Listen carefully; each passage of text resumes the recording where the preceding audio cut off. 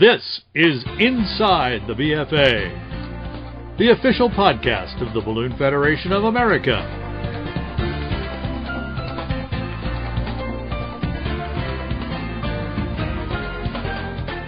Each episode of Inside the BFA is an open discussion of the many aspects of the sport of ballooning and the BFA's work to represent its members and the ballooning community at large. Now, here's your host, editor of the BFA's Ballooning Journal, Glenn Moyer.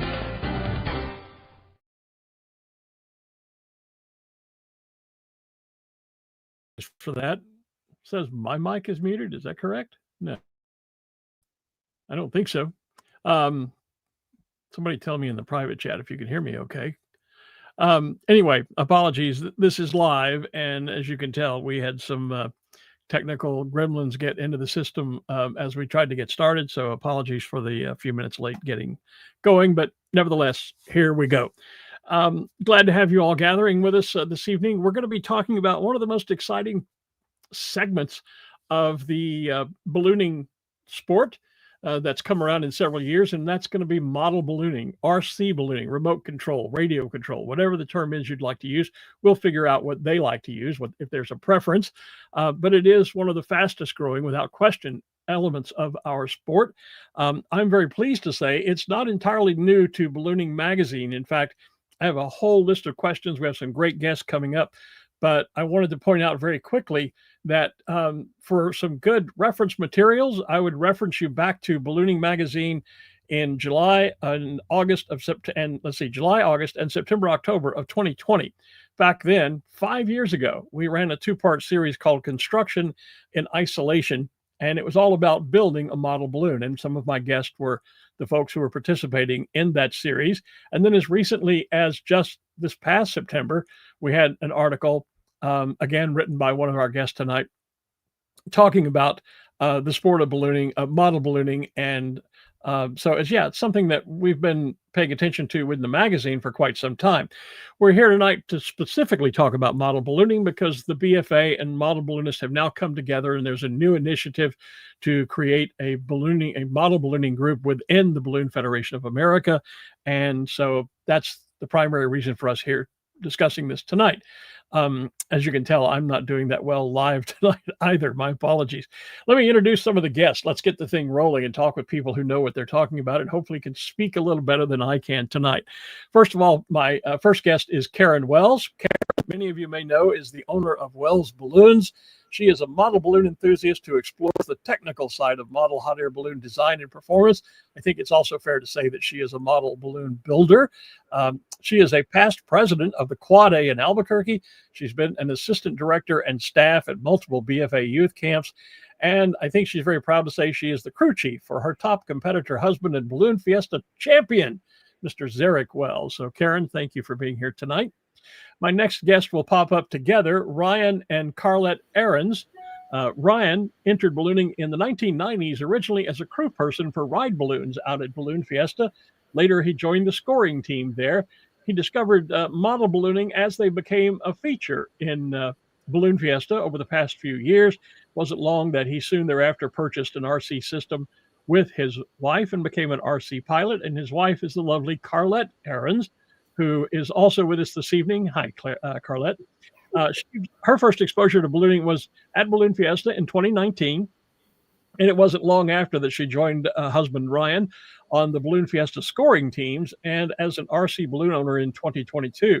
Now, since then, she tells me that she's become a strong advocate for the joy of model balloons. And if you read that article in the September issue that she authored, you will see that joy come right off the pages.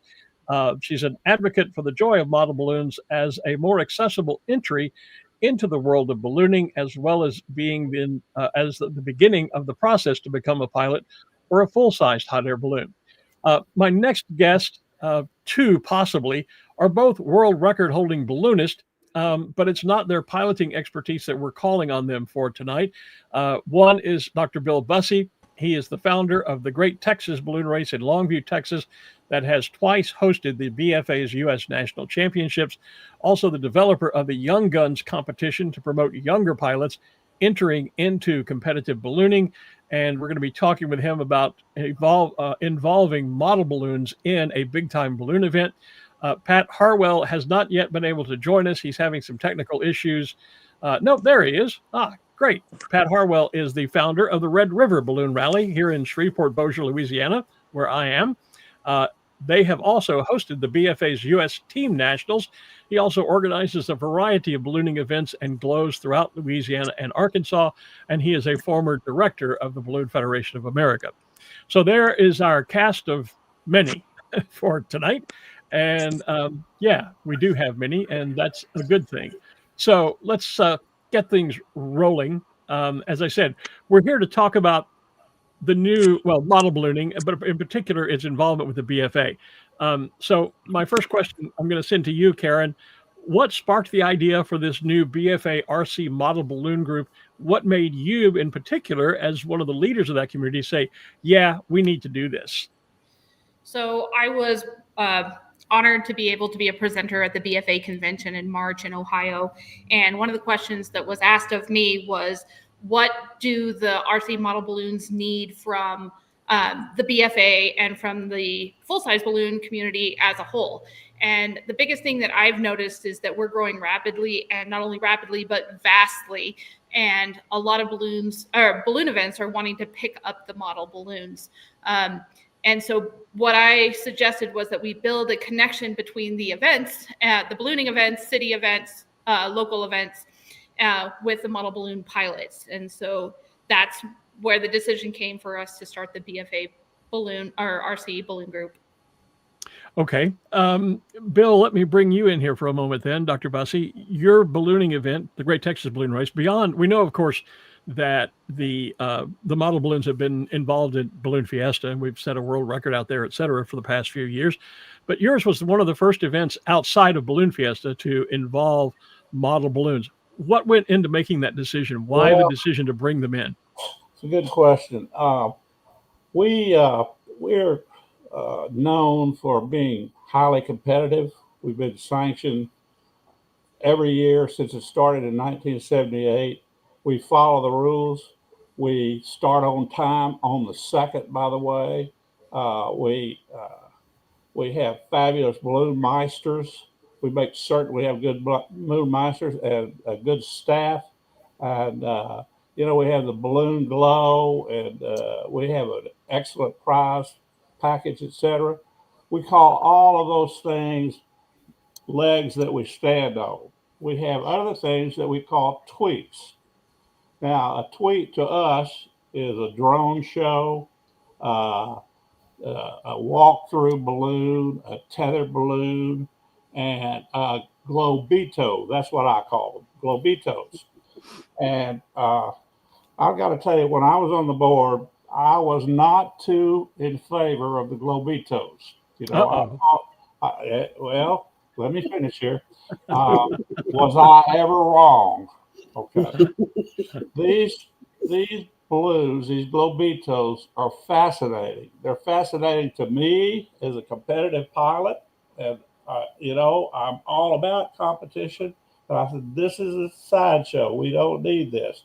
Was I ever wrong? Because they were so well received. The public loved them. The children love them. The grandmamas love them. And everybody in between loved them. And especially the sponsors.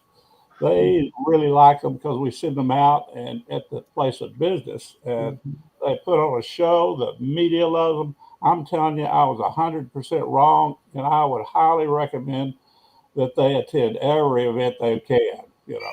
I certainly hope we're getting this on tape. I don't know in all the years I've known you, Bill, to hear you say that you were wrong.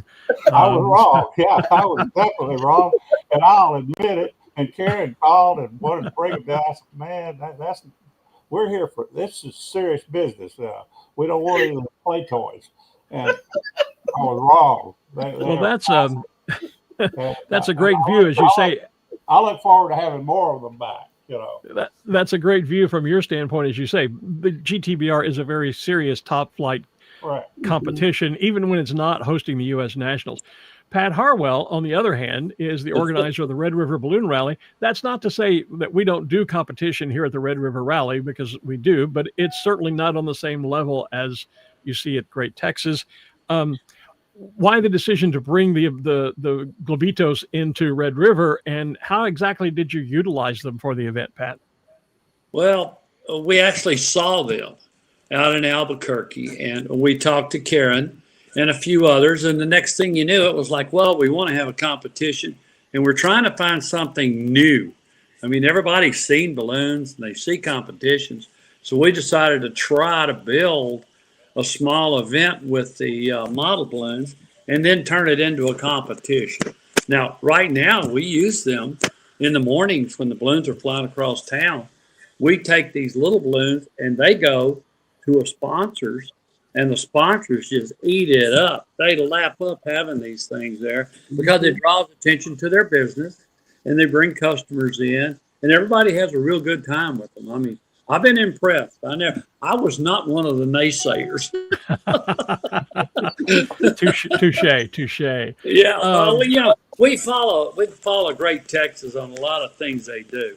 And we have the utmost of respect for those people in that event. But we just jumped out there trying something different to see if we could create something new in Shreveport. Before we get too deep into this, Ryan, let me come to you on this one. Let's talk exactly. Let's break it down for everybody. I know we've got some great pictures here.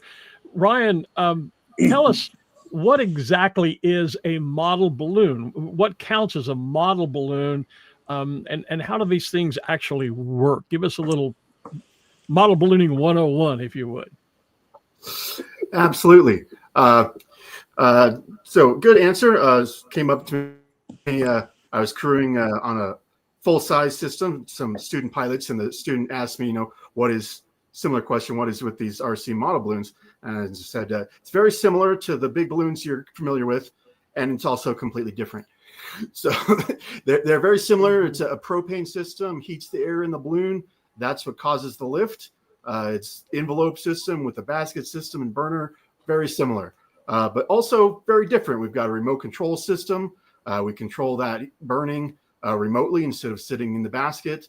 Obviously, they don't carry people. In North America, at least, they're tethered all the time. So you definitely have different concerns there with false lift and everything.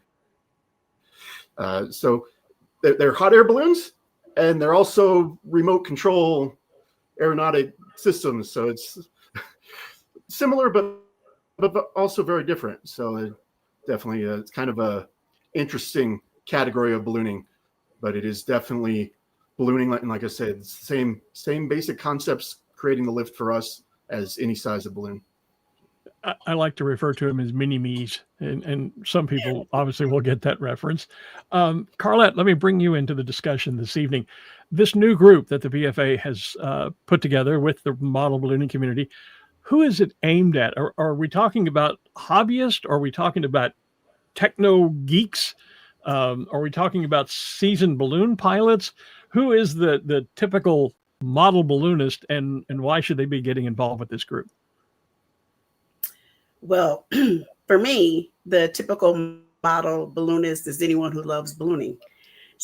And with the RC balloons, it's easier to be available. It's cheaper and it's fun for both the adults and the kids. So it's really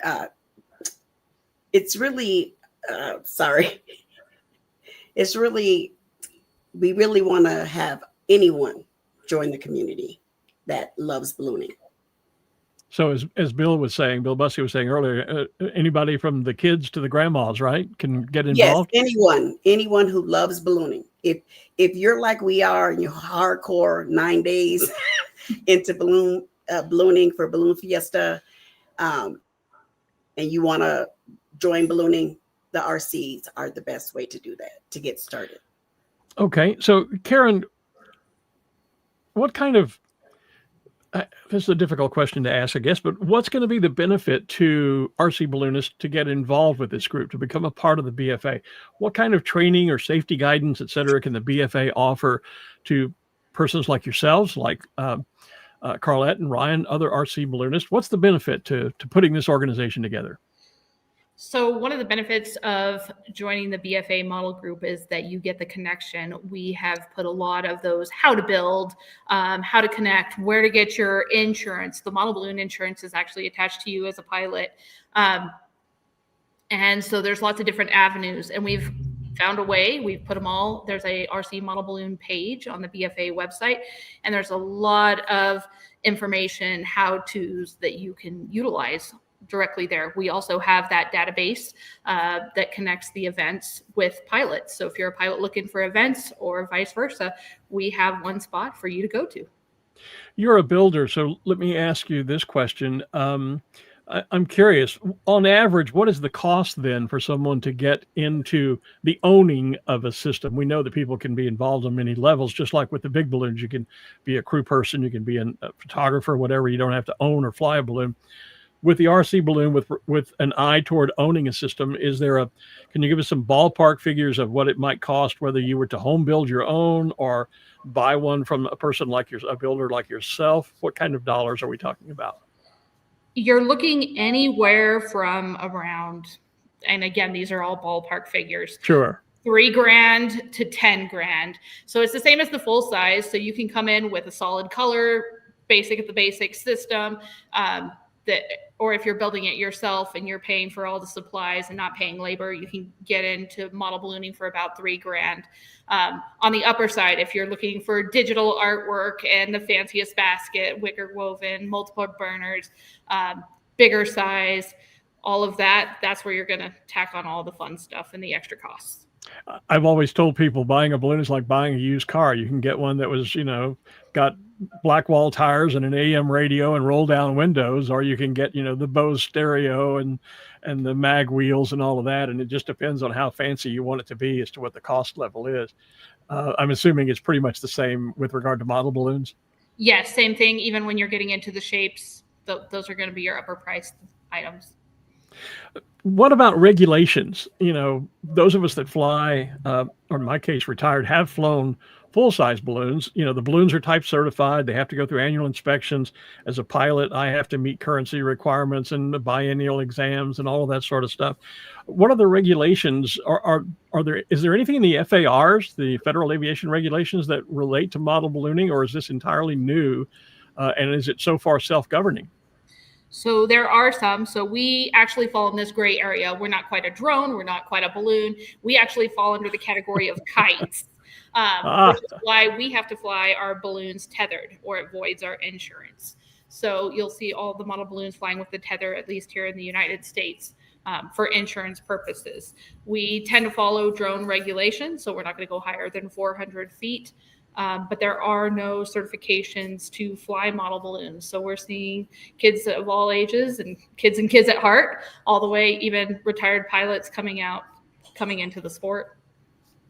That's interesting. We had that discussion last night over dinner, a few of us locally, and we were discussing, why are they always on tether? Why do you never free fly one? And can you free fly a model balloon? And I had no idea it was a regulation and insurance requirement here in the United States. Yes. So, Okay. so that's the reason we're doing it. You can, you void your insurance.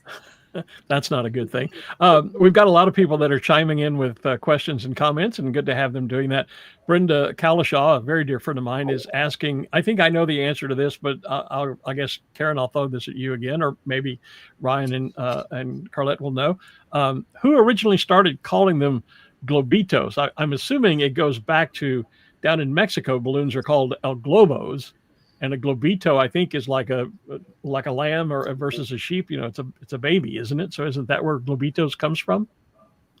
Globitos came when we started Fiesta. That actually came, the name globito. I mean, globito means little balloon. Okay. But following under Fiesta, which means party, that's where globitos came. It came through Fiesta when we were starting the first Fiesta, first model balloons globito show in 2021. Okay. Let me get back to Dr. Bussey and Pat for a moment.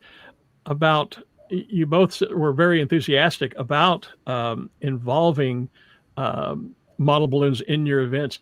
Pat, let me come to you first with this. You talked about this year the Globitos were sent out to sponsor locations when the big balloons were doing fly-ins, et cetera, in the morning. Has there been discussion with you and your committee about other ways to involve the balloons maybe going forward? Will they have a larger role in the event next year? Well, I think we're going to grow little by little, but in hopes we would like to have 10 or 15 balloons eventually, and then we'd like to have a competition. We just have some difficulty in figuring out a good, effective way. Now, they do support us in the afternoon glow events as well. They'll be there before the glow, which really captivates the audience. And when they really put on a show for the audience, then the big balloons come in and finish off the show. But it's got a great future in front of it. Well, talking about competition, let me bring in the number one competitor in our group tonight, Dr. Bussey. You are no stranger to competition, and certainly to unique competitions. You and I had the privilege many years ago of doing a flight of cloud hoppers in Marvel Cave up in Branson, and we created our own underground competitions. So, being the competitive brain that you are, do you see, and with Great Texas being a very competitive event, do you see a competitive way to involve the Globitos in your event? Well, I see a role in them competing amongst themselves, but not with the big balloons. Sure. And the way I envisioned one task would be, you put a target on the ground, just a big white X. You put the pilot of the Globito upwind, 75 yards, 50 yards, I don't know, depends on the wind speed. The balloon is on a tether. They must go up to an altitude of 30 feet, the basket, and we'll have that marked. And then the pilot moves from right to left until they think they're directly over the target.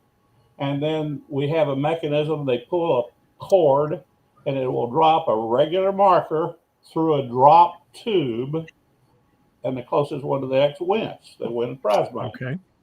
That's my idea of how you can start one task, Sort of a tethered gravity drop sort of competition, it sounds like. Exactly. It is a gravity drop. Yeah, okay. And so the pilot knows where the tube is located on the basket. Their crew chief can be down there and tell them when to drop it if they want to. And, the closest one, they're going to miss and they're going to hit it, and it's going to be competitive. That's my idea. I don't know. All right. Sounds like fun to me. Karen. Yeah, if I could sorry, just go ahead. add a little bit more about, yes, go ahead, Ron. Competitions. That brings up a great point, kind of tying back to what I was talking about earlier, how they're very much like big balloons, but also different. And in the competition realm, that comes into play a lot. We don't have people in the baskets with their hand to easily drop a marker. So, that's a great instance. You need to come up with some other mechanism for dropping markers if you're going to do marker competitions. And I think that's a potential area where this BFA group can be a real asset to the community, is to create competitions and create kind of competition standards. So we'll be able to have competitions maybe here in Albuquerque, in Shreveport, Longview, and there'll be similar setups of competitions so that we can even maybe potentially work up to having competition circuits and a national champion RC or Globito pilot championship. I think that's kind of a goal for the BFA in the Globitos. Yes, well, that's a goal for us. Yeah, it's a personal goal as well. It's definitely. Yeah, excellent. I see a couple of national champion hopefuls in the crowd already. Carlette, what's the makeup of the RC ballooning group now? We've talked about it's open to anyone, but it is, as we've said, it's the fastest growing segment of the sport of ballooning right now. It's really taken off in the U.S. Surprisingly, it was well established in Europe for a number of years. I can remember reading articles about model ballooning events that are events exclusively for model balloons over in Germany and elsewhere. But are most of those that are coming into the sport today, are we talking about full-size balloon pilots who are doing this as a post-flight activity or a fun activity to do in smaller groups? Are they new people coming into the sport that are literally entering the sport of ballooning through the RC group? What's kind of the makeup of the group as it exists today? Well, right now we have a group of former pilots, or um, the wife of a pilot. Sorry, Karen, I had to do it. No. And kids of pilots, wives of pilots. Some people are just coming in. Some of our sponsors, they're like, "Oh, this is fun. I want to buy my own balloon." Like JW, City of Carlsbad, City of New Mexico. Carlsbad, they have a balloon. So it really varies. But I know that it is kids and kids at heart. And right now, the kids at heart are the ones that can afford it. So they're the majority of the ones that are participating. And again, like it's former pilots, former crew people, or people who are currently crewing for a full-size system. So it varies. Like for me, I was brand new. Like this is my first time flying any sort of thing, including a kite. I don't. You just touched on something though that I had not thought about earlier. We've talked about model balloons flying at events. We've talked about them finding a way to compete. You talked about corporate, and certainly corporate ballooning has been a big part of full-size ballooning for ages. We're all familiar with, the Holiday Inn, the Arby's, all of a sudden none of them come to mind, and there's dozens of them out there. But we're all familiar with corporate balloons that go around the country doing corporate promotions, et cetera, et cetera. I would think that there could be a great benefit to a company, for example, off the top of my head, a Whataburger, that you could have a Whataburger model balloon, and that pilot and that balloon could go around from location to location to location throughout, the nation, doing on-site promotions in parking lots at the restaurants and that sort of thing. Yes. Beyond just participating in ballooning events, that there could in fact be a way to make a living doing this. Is there a segment of model ballooning that's looking at corporate operations? Yes, we are. Yeah.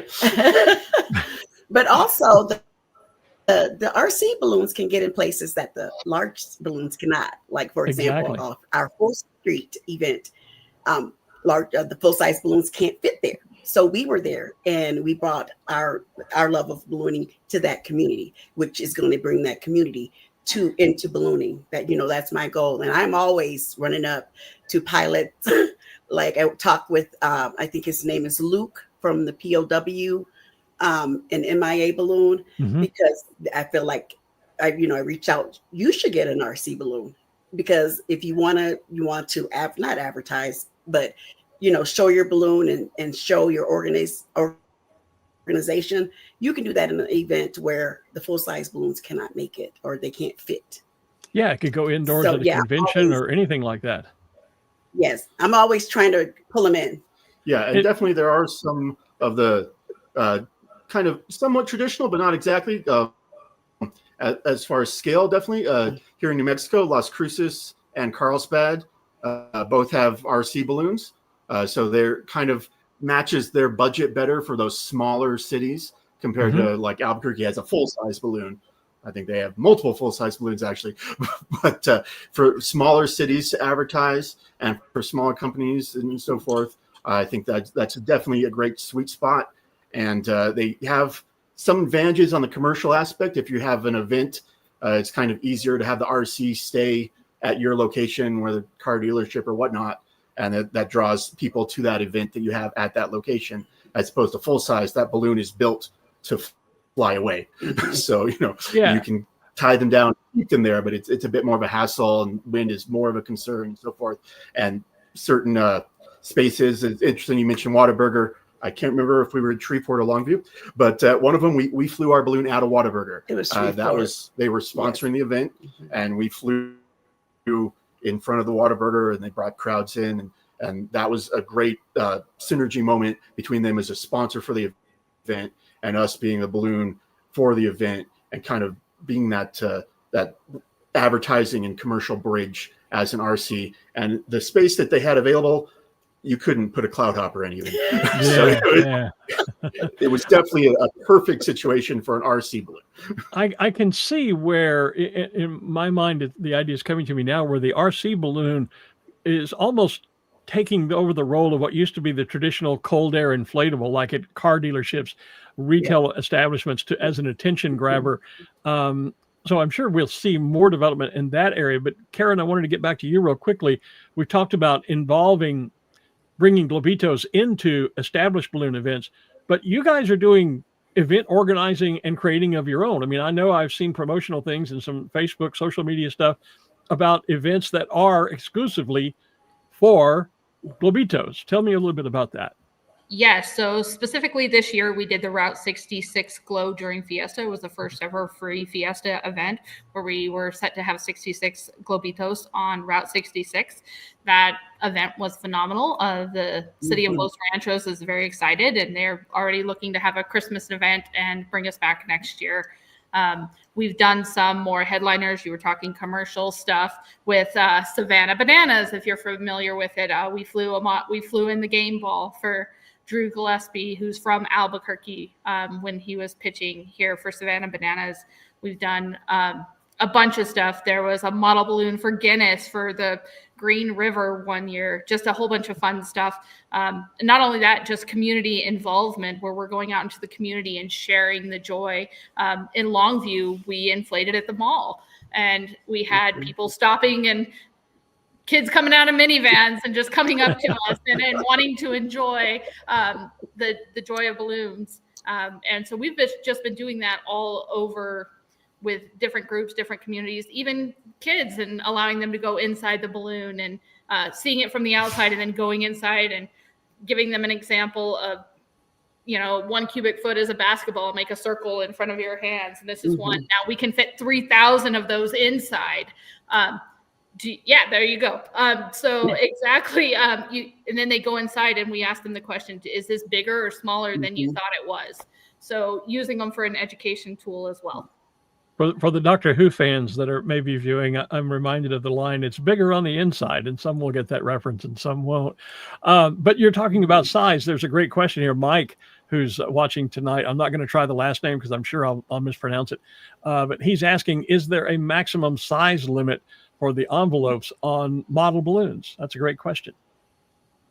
Karen, or one of you model balloonists jump on that. I don't care which. I'll give my answer, and then I'll let Ryan and take a stab. I don't think there's a limit until you get to hopper size. The biggest one that I know of round is 7,500, which is the one that's on Ryan's shirt. He owns a big model balloon there. And then we go into the shapes world. Right here. Okay. That's the biggest one so far in the world. Okay. Yes. Good to know. Right. Another great question. Brenda Kalishaw was asking, what's the highest any of you have flown your RC balloon, and is there a limit? We were talking about, I think you said earlier, Karen, you don't go above 400 feet because of the drone regulation. So is that your altitude cap? Typically, that's my personal cap when we're doing events. We're not typically flying any higher than 25 or 50 feet because we want to keep them low so people can see them and see the baskets and how they work. There are opportunities for records. I will say all of them are held in Europe right now. There's some fun stuff in the works trying to bring some of those records back stateside. Hopefully we can accomplish that within the next year. But as far as height, altitude, as long as your tether allows you. Are those records FAI yes. ballooning records or Guinness type records, or both? FAI, I don't know if there's Guinness. If that's a new rabbit hole for me to go down. Okay.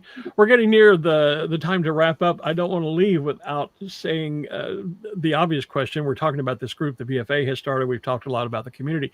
Carlette, if somebody's watching this tonight and thinking, wow, this sounds like a lot of fun. I'd really like to get involved in this, but I don't have a clue. How do I get started? Where do you go to find? I mean, obviously you can go to the BFA now and find out more information. But beyond that, how does one get in touch with the existing RC model ballooning community? And before you answer that, here's my other question. Is it RC balloons? Is it remote control balloons? Is it radio control balloons? Is it model balloons? What's the preference? What do we call these damn things? Beyond Globitos. Well, we call them RC balloons, or Globitos. Okay. So that's what we generally call them. I think the BFA wanted them to be model So that's where that came. Oh, That's where that came into to play. And I don't care either way as long as I get to fly my balloon. You can call it whatever you want to. Okay, fair enough. As- Then how do you get it? How do you get involved? How do you open that door, make that first contact? The good part of the BFA starting the model balloon group is so that people can reach out, because right now it's just word of mouth. We're flying our balloon, someone comes up and asks questions, and then we have answers. Now, I hand out cards. I direct people to Karen, because I'm very dedicated to getting more people into ballooning in general, especially the kids. So right now it's just word of mouth, unfortunately. But with the BFA, hopefully we can change that and make it easier for people to get involved in RC ballooning. Outstanding.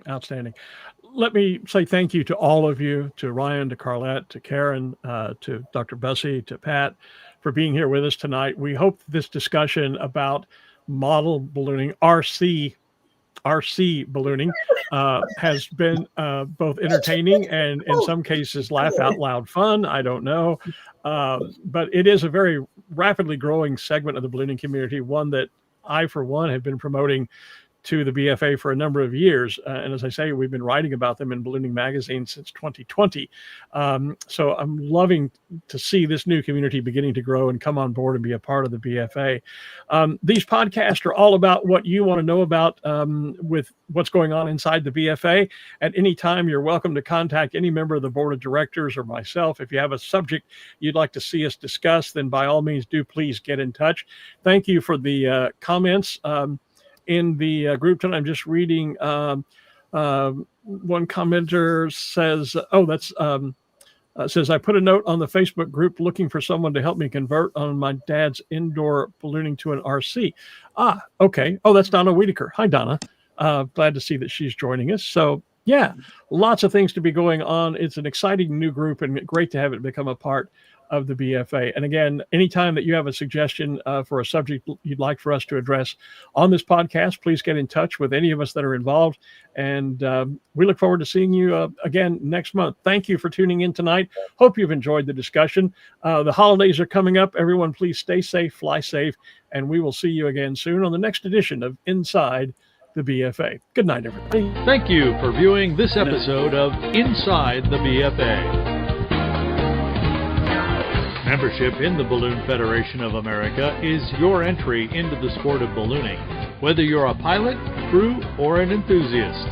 Everyone is welcome inside the BFA. For more information, see our website at www.bfa.net.